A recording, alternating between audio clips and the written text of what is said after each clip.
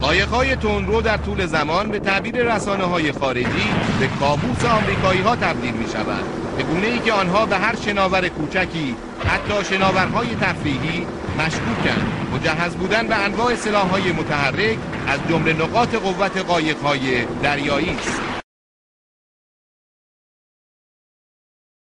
آمریکایی‌ها در بحت سنگینی فرو رفتند. یک نفتکش روسی نیز آماج حمله قرار می‌گیرد. روس‌ها طعم دفاع از صدام را می‌چشند.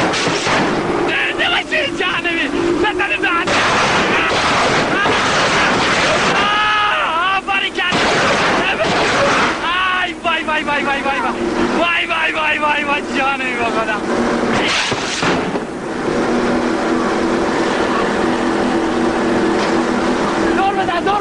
دور بدن چطور شوروی اومده.